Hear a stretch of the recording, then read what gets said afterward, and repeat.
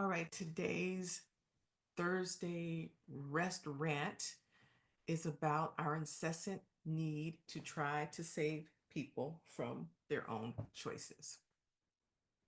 I don't know what it is about our level of arrogance that thinks that somebody can come into our lives or that, we can have these relationships and somebody's making all their life choices and just digging themselves into holes and making all kinds of chaos and confusion. And it becomes our job. And they've been going 30, 40, 50 years by themselves or 20, however long, how old they are, doing their thing. And then we come in and decide, oh, I am going to stop you from going over a cliff. I am going to sacrifice my body, my time, my emotions, my spirit, my mental health to try to get ahead of you and your choices. Like we take this thing on. I do not know what it is. I think it's how we as women we're socialized this way. I don't know, but it needs to stop. We need to let people, if they're headed for a cliff and we say, "Oh, there's a cliff there," why do we have to get ahead of them and push them away from the cliff to the point where we almost fall over? Mm-mm. That's exhausting. It is exhausting trying to stay ahead of a whole human being and their life choices, destructive choices. Sometimes those choices do affect you as a person, though, right? They affect your finances. If, for whatever reason, you might be married to someone and their choices are affecting your home or what. I get it. But even then, at some point, you got to let folks learn the life lessons they need to learn. We are actually getting in the way of that, of them to be able, there's self-discovery. And when you hit rock bottom, there's these fortitude kind of changes that you make of like never again moments that they'll never have to be able to get to because we're trying so busy to stop all the consequences of their actions. There's a I saw something online the other day, not the other day, a few years ago actually, and it was something to the effect of this guy says, "Hey man, can I borrow $100?" And the friend says, "I'm sorry, fam, I don't want to get in the way of what I don't want to get in the way of what God has planned for you." Right? I don't want to get in the way of what so I'm gonna not give you this 100. You better fit. You gotta. There's something you need to deal with by not getting my $100, right? And we get in the way of what God has planned for someone. When I was 20 years old, I was engaged, getting ready to get married to Joe. Joe was just an amazing dude, just a good guy, just good two people, just sweet, handsome, just everything, right? And my family loved him.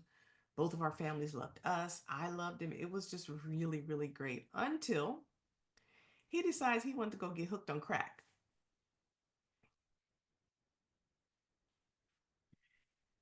Crack. Okay. So now invitations have gone out, so now your ego's involved, right? And put deposits down on stuff. And it I just started panicking, right? So did I say, all right, bro, I get it. the, the crack man got you. Hit me up on the other side of your sobriety. Hit me up on the other side after you've dealt with this demon. Did I say that?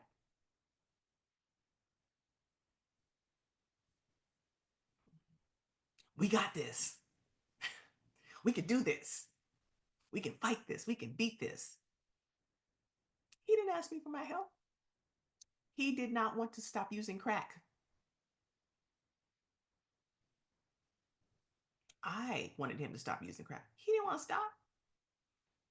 So now he's just, I'm doing is prolonging the inevitable, putting off, prolonging the fulfillment of the inevitable.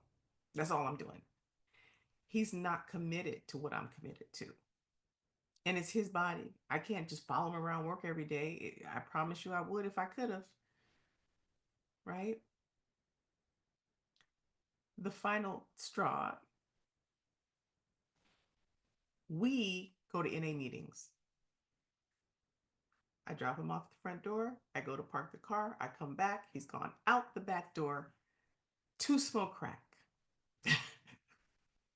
He did not want my help. He did not want to stop smoking crack. I tried everything. I tried to threaten him into stopping. I tried to shame him into stopping. I tried to love him into stopping. He did not want to stop. So I just want to send this message. I'm going to tell you something. What is the most exhausting thing? Is wanting something more than someone else wants it for themselves and fighting harder for their lives than they will. And then them resenting you for getting in the way of their crack pipe. It's tough. I get it.